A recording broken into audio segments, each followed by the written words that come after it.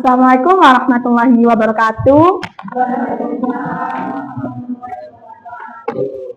Halo Smart People, selamat datang di podcast Wiranegara. Perkenalkan, nama saya Rohila Tuzainia. Saya di sini sebagai host. Oke, hari ini kita akan menyusuri tentang pahlawan besar dari Kota Pasuruan yang dikenal dengan kearifan lokal yang sangat melekat pada masyarakat Pasuruan, yaitu Untung Suropati.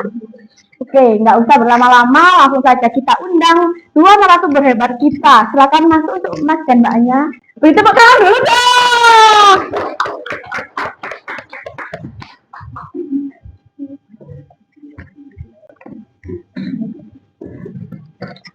Oke, boleh perkenalan dulu Mbaknya, namanya siapa?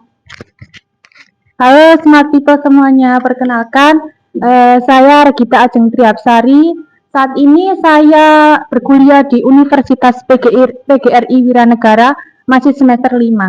Oke, panggilannya namanya siapa nih Kak? Bisa Regita, bisa Ajeng, bisa Rere. Oke. Coba dulu dong, halo Kak Rere. Halo. Ayo, kalau Masnya namanya siapa ini Mas?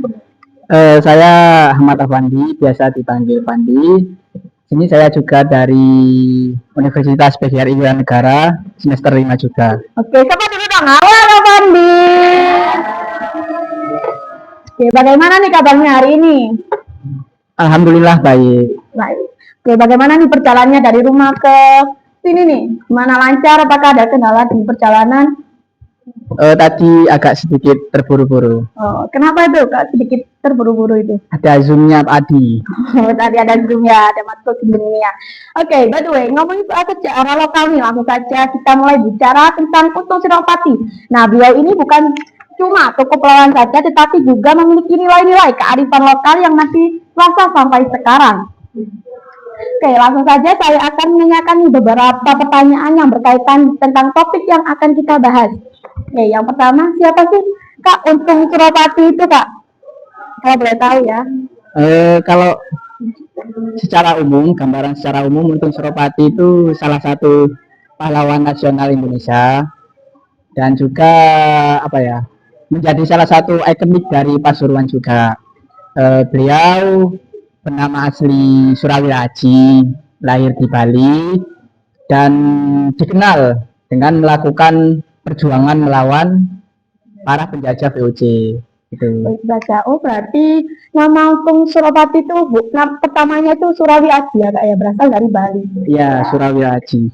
Oke, terus bagaimana sih kisah perjuangan Untung Suropati dalam melawan penjajahannya ini?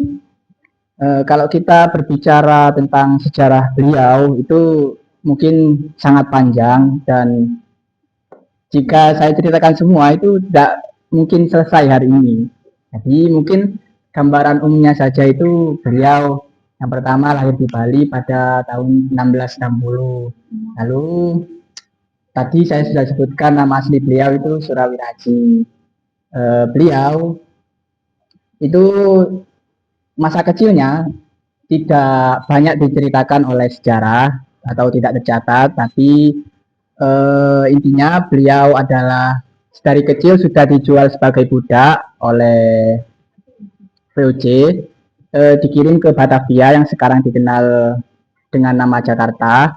Beliau dari kecil menjadi budak lalu dibeli oleh salah satu petinggi dari VOC bernama Mor. Lalu sekilas singkat cerita, saat usia 20-an beliau dianggap membawa keberuntungan oleh si pembeli atau si Mor tadi. Jadi si Mor memberi nama beliau Untung gitu. Jadi asal mula nama Untung itu pemberian dari petinggi VOC ya. Lalu singkat cerita beliau memiliki perasaan terhadap salah satu anak dari si Mor, tapi si Mor tidak memberikan restu terhadap hubungan mereka berdua. Akhirnya si Untung dipenjarakan gitu. Lalu saat di penjara beliau melihat tidak tega melihat dari penyiksaan terhadap budak oleh pihak VOC. Lalu beliau mendirikan atau mengumpulkan pasukan perjuangan untuk melawan penjajah VOC. Lalu untuk perjuangan di Pasuruan sendiri, sebelum di Pasuruan beliau juga pernah berhubungan dengan Raja Mataram yaitu Amangkurat II. Setelah mengalami perselisihan dengan Raja Mataram, beliau akhirnya berpindah tempat ke arah timur yaitu Pasuruan. Di Pasuruan sendiri beliau telah mendirikan pasukan juga untuk melawan para penjajah VOC. Pihak VOC tahu karena ya mungkin karena semangat beliau ya sangat tinggi terhadap perlawanan, lalu semangatnya untuk membela hak pribumi atas penjajahan yang dilakukan oleh pihak Belanda. Beliau mendirikan tentara perjuangan yang pada saat itu notabene pertumbuhannya itu sangat pesat dan diketahui oleh pihak VOC. Akhirnya pada tahun 1670-an VOC menyerang Pasuruan, mengepung pasukan Untung Suropati ini, dan kemudian pada saat itu beliau tewas gitu. Jadi kalau berbicara soal kisahnya mungkin terlalu panjang ya di sini. Iya. Jadi singkatnya begitu. Oke, berarti untuk Suropati ini dari seorang budak ya Mas ya yang dijual kepada VOC ya. Terus itu sempat dipenjara juga oleh Timor akibat saling mengadu cinta kasih pada putrinya ya. Ya. Dari Restui. Jadi dia seorang budak terus itu melawan menekat terus itu bisa menjadi pahlawan itu ya sampai ke sini.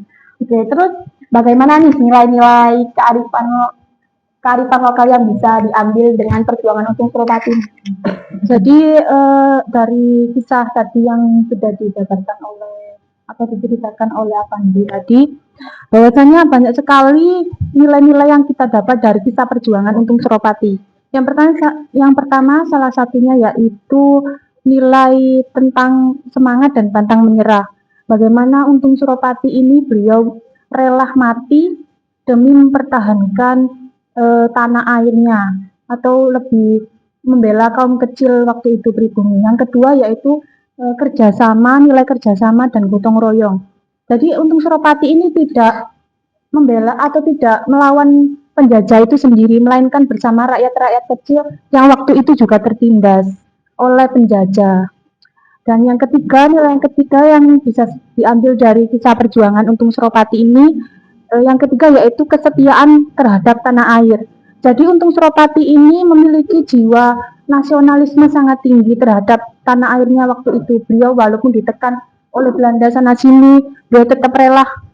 Tadi juga dibilang juga kayak membentuk satu pasukan khusus yang dilakukan untuk memberontak melawan Belanda. Itu saja mungkin bisa saya sampaikan. Oke, berarti sangat semangat juga ya membela tanah airnya juga ya. Jadi kita ya anak muda jangan mau kalah dong dengan perjuangan pahlawan tersebut. Betul.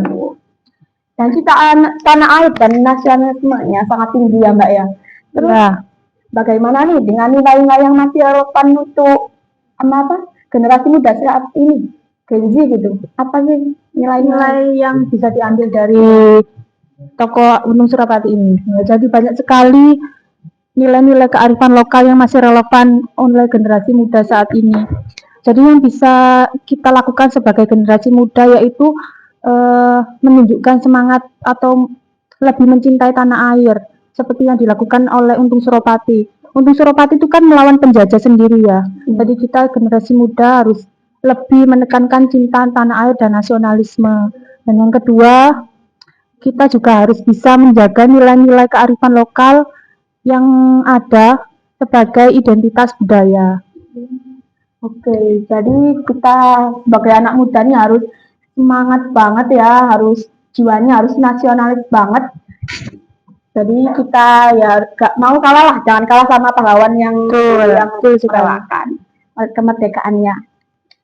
Nah, terus dari kisah Untung Suropati ini kita bisa belajar dengan perjuangan tidak hanya dengan perang melawan penjajah, tetapi dengan melawan ketidakadilan juga dan menjaga harga diri. bangsa dan bernegara. Jiwa nasionalismenya sangat tinggi. Mari kita warisi dengan semangatnya, dengan menerapkan dengan kehidupan sehari-hari. Oke, menarik sekali ya pembahasan kali ini ya, yang banyak yang mengambil nilai positifnya. Sebelum kita penutup, apakah dari para audiens yang mau ada yang ditanyakan kepada narasumber kita nih, yang terkait apa yang kita sudah bahas tadi?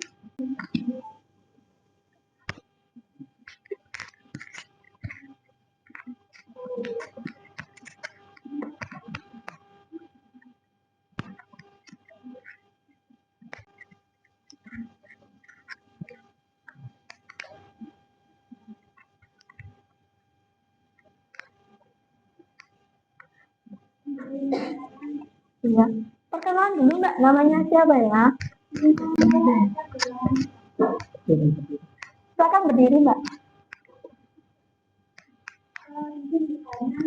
Jadi mengapa perjuangan demokrasi dianggap menjadikan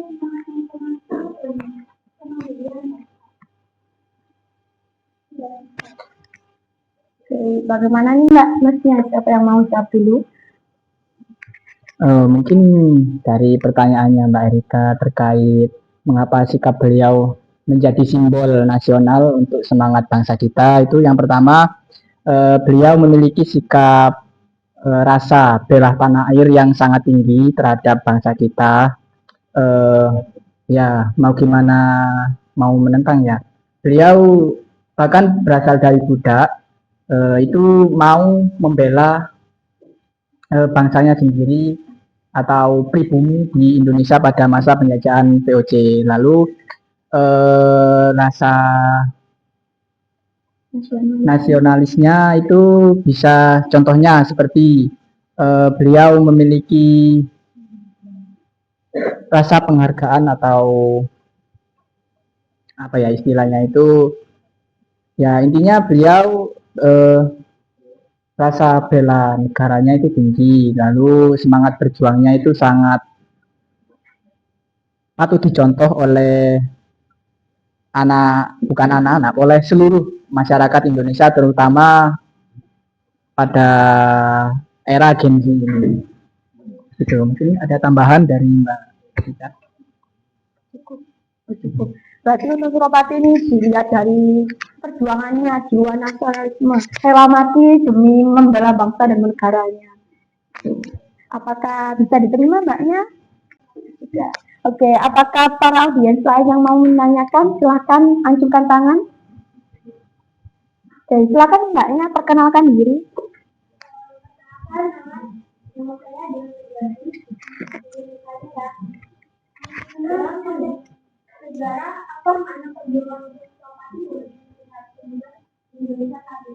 Oke, terima kasih. Apa nih makna perjuangan untuk Suropati yang saat ini? Ya, jadi bisa dibilang tadi saya sampaikan kan bahwasanya Untung Suropati ini menjadi salah satu tokoh yang memiliki semangat juang yang tinggi. Jadi makna semangat juang tinggi itu juga harus berpengaruh atau dilakukan oleh generasi muda saat ini. Bagaimana harus bisa mengembangkan atau mencintai tanah air itu sendiri dari perkembangan zaman sekarang. Mungkin itu saja yang bisa saya sampaikan. Jadi kita sebagai Gen Z ya, generasi muda, jangan patah semangat lah. Kita kan hanya meneruskan perjuangan saja. Kita tidak melawan dengan para penjajah juga ya kan. Jadi kita jangan patah semangat dong dengan para pahlawan yang dulu berjuang demi kemerdekaan juga ya. Oke, apakah ada lagi atau ada sanggahan dari para audiens?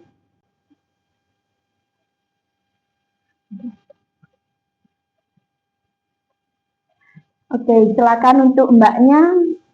Silakan perkenalan dulu dan berdiri Mbak.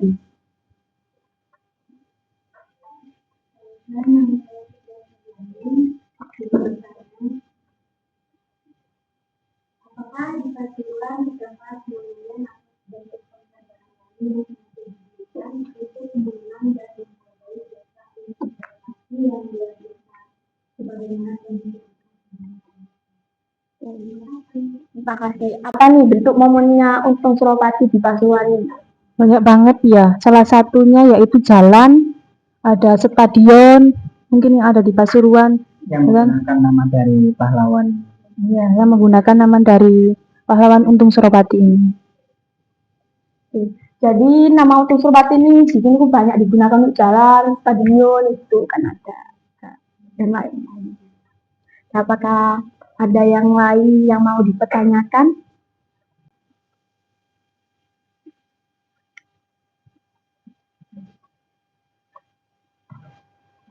Oke, untuk masnya silakan perkenalkan dan mohon untuk berdiri. Baik, saya Anang Baruku di Mentana. Dulu Pak Untung itu kan berjuang melawan penjajah ya. Nah, saya ingin tahu bagaimana strategi Pak Untung untuk melawan penjajah tersebut. Strategi Pak Untung ingin tahu. Oke, bagaimana nih Mas strateginya Pak Untung itu melawan strateginya? Pak Untung Suropati ini bagaimana? Kalau berbicara soal strategi kan ini definisinya banyak ya, entah itu strategi perangnya kah atau strategi dari mungkin beliau di apa ya untuk mengatur strategi melawan penjajahan itu yang pertama beliau mengumpulkan yang pertama budak, lalu orang-orang yang sepemikiran dengan beliau atau hak-haknya yang juga pada waktu itu tertindas juga oleh POC. Jadi beliau itu mengumpulkan semua orang yang ingin melawan balik terhadap penjajahan yang dilakukan oleh Belanda. Lalu untuk perangnya sendiri ya contohnya seperti pada tahun 1670-an itu kan beliau melakukan perang dengan melawan pasukan VOC dan Mataram juga. Jadi dua sekaligus yang menyerang beliau, tapi sayangnya beliau gugur pada saat itu. Lalu beliau suka mengajak apa ya untuk agar mengajak orang-orang membantu yang pada waktu itu tertindas oleh VOC. Jadi misalnya ada budak juga yang notabene waktu itu tidak mampu melawan kerasnya penjajahan dari VOC, beliau rangkul, beliau ambil. Jadi iya diajak bekerja sama untuk melawan para penjajahan yang waktu itu terjadi. Gitu sudah. Strateginya gimana? Iya mungkin beliau VOC melakukan adu domba dengan ya kedua belah pihak, akhirnya Mataram memisahkan diri menjadi musuh dari Bapak Untung Suropati gitu. Waktu itu kalau perang berarti untuk strateginya kurang Izin menjawab ya. Jadi waktu itu terjadi, ini kan Untung Suropati ini dipindahkan ke Pasuruan dan diberi gelar Adipati yang tadi. Terus beliau ini pemimpinannya sangat pesat di Pasuruan, jadi membuat kerajaan lain seperti Mataram tadi yang katanya memisahkan diri dan lebih membela VOC itu memiliki kayak strategi untuk menyerang. Jadi kerajaan lain itu dikumpulkan dan Untung Suropati ini di kerajaan Pasuruan itu diserang dari berbagai sudut gitu loh, jadi tidak bisa melawan.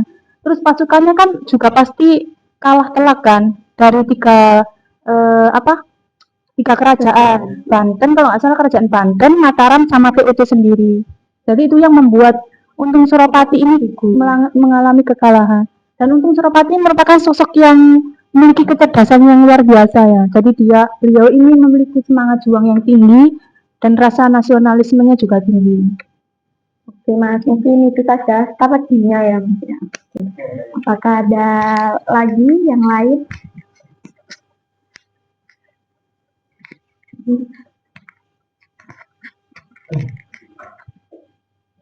Silakan saya Muhammad Dia, saya dari Investigasi Negara, program studi YouTube Cara Nasional Masyarakat.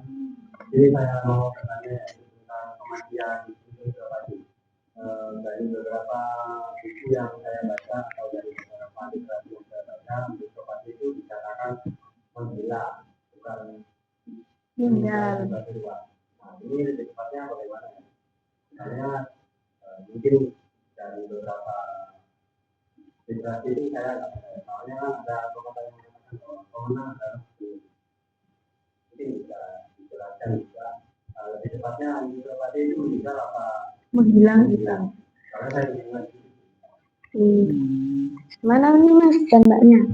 Mungkin gini, untuk terkait beliau menghilang atau meninggalnya itu kita menurut beberapa literatur itu ada berbagai banyak versi ya. Ada yang bilang meninggal, lalu ada yang menghilang juga, tidak ditemukan. Ya seperti Masnya bilang tadi ya, mungkin sejarah ditulis oleh pemenang, jadi kita tidak bisa mematok terhadap satu literatur yang ini notabene benar-benar terbukti gitu loh. Jadi kalau menurut literatur yang saya baca itu beliau kalah terhadap perang melawan VOC dan Kerajaan Mataram waktu itu. Begitu. Jadi untuk yang kan biasa kita dengar makamnya ada di mana-mana ya. Untuk mungkin itu bentuk dari strategi juga melawan dari Kerajaan Mataram dan VOC tadi, tapi ya tidak dipungkiri lagi beliau kalah perang melawan VOC dan Mataram gitu. meninggal apa Meninggal. Kalau menghilang kan sudah bisa muncul ke permukaan kalau semisal menghilang. Kalau meninggal sampai sekarang pun nggak ada kan orangnya. Iya kan? Oke, jadi begitu Masnya. meninggal Iya, berarti itu meninggal akibat melawan perang VOC dan Mataram. Sebab Oke, cukup seru sekali ya pembahasan kali ini. Semoga informasi yang diberikan oleh narasumber bisa menjadi motivasi atau menambah untuk smart people semuanya. Itu saja dari kita. See you next time. Bye bye. Dadah.